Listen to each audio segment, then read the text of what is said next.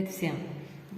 Azete kampanyamızda elbette kalon dürlü görünüş var yönementide hasam aynatin bir gözelligin nya bu içince niyajnıca bir kalon bilen tanıştıracak sizi bir panda kalon panda mini panda kalon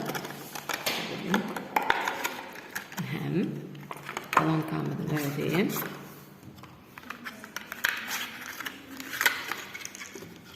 kitapçası elbette mikro USB'si i telefonu dakılan brelok geldi zapyasya dakılan dati alamında pandamız öyle mini panda dikkat ya iki renkte ak renk bilen gar renk garlan silikon görünüşünde geçen yağdayına da hiç ili dövülmeyer kalantamızın öyle ses çıkarcılığı öğren oy men size hazır çatıp sesini eşittirecek mini küçüklüğüne garamadan sesi öğren oy onun çağırlar bir begen yapar arka verseniz deredin şu an görkedeyin tak Bluetooth'u açacağız bir camet Bluetooth'u çatıp görkedeyin hazır kısaca ani paskitki 136 manat bahası deredin mini panda 136 manat ne şeyle yağdaydı kalan çıktı. The Bluetooth device is connected successfully. Elbette çatırlı inni ses çıkarıcılarını dinleyin.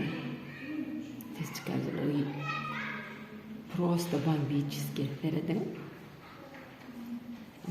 فبريت حبيبي لا تلومني فاحكيت بحاول اخبي دموعي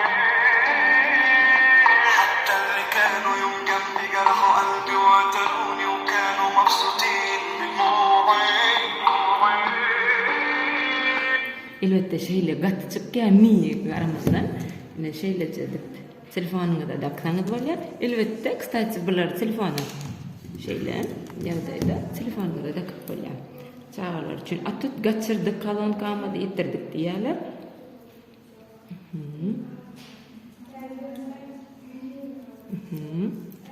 Böyle yağdaydı.